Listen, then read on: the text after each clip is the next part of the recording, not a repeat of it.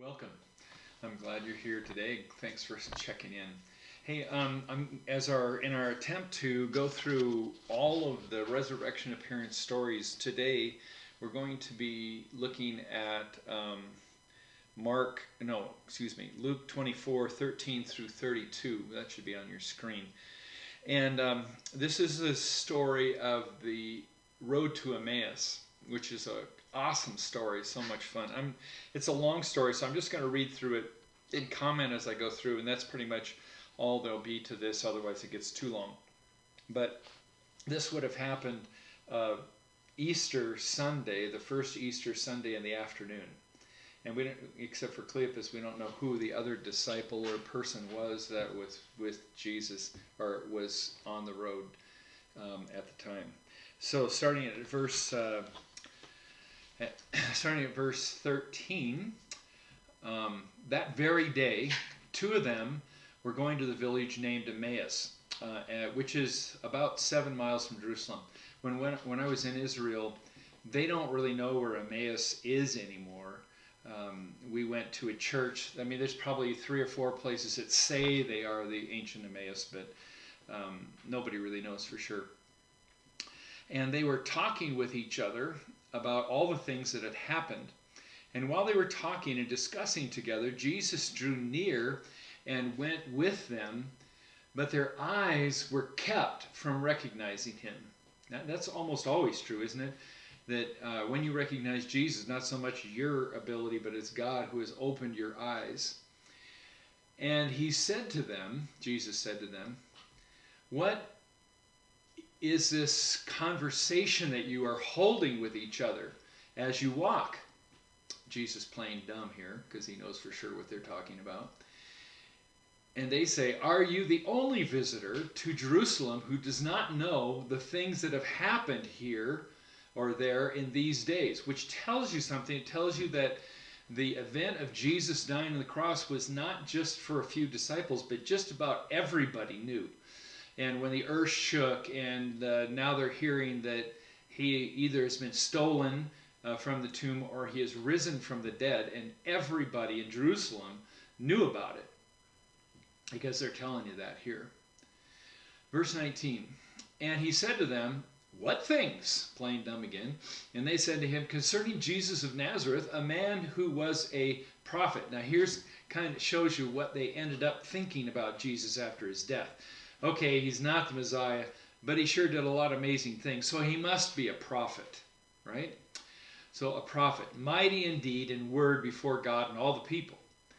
And how our chief priests and rulers delivered him up to be condemned to death and crucified him. So the religious leaders killed him. But, and here's a sad line, we had hoped. We had hoped. You know, there's the dream, but the dream has been shattered. But we had hoped. We had hoped that he was the one to redeem Israel. Of course, what they're thinking, redeeming Israel, is a king like David. They haven't still gotten out of that.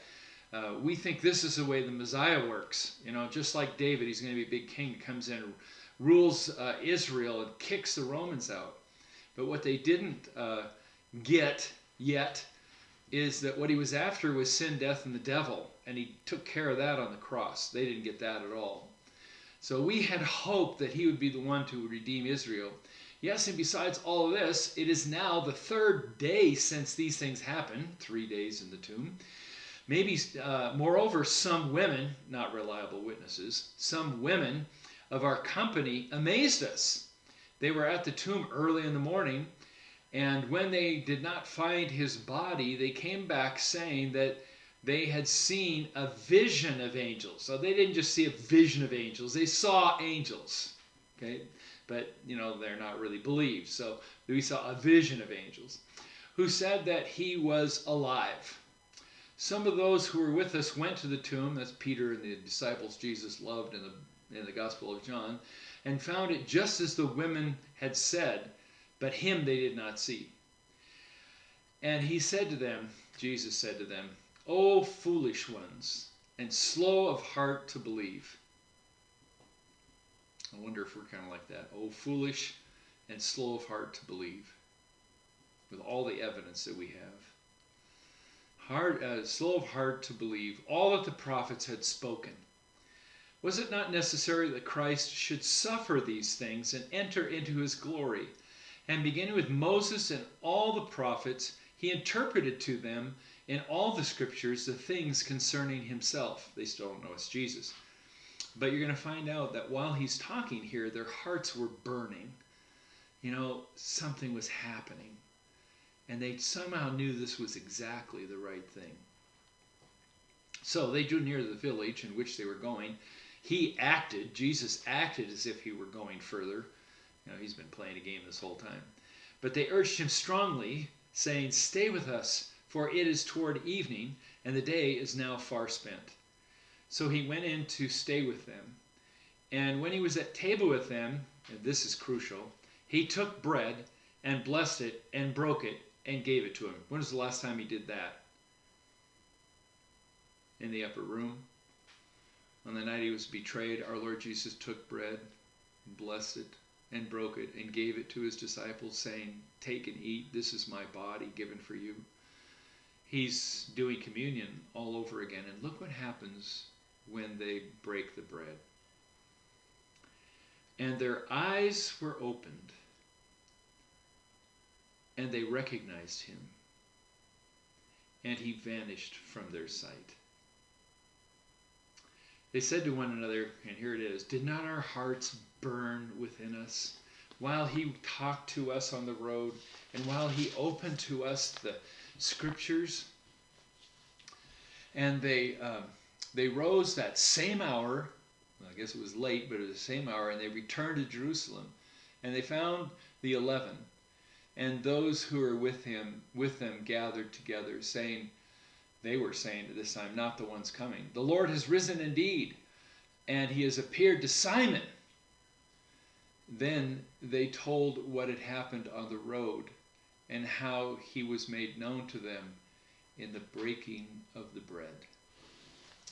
So I have two questions for you.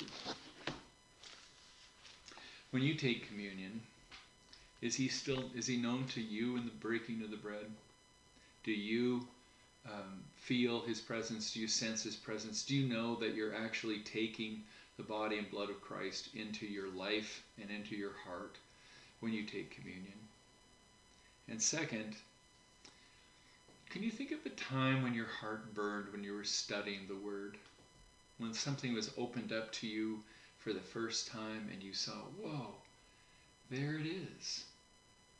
That happens to me quite a lot when I hear the gospel, the good news. When I hear that it's not about me, but it's about Christ alone.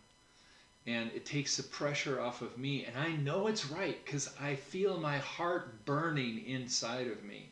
I know at that time that I'm a sinner and that I could not gain my own salvation on my own. But have you felt a time when your heart burned as you studied scriptures, as you learned more about Jesus? Well, maybe that's kind of a clue that something powerful is going on there.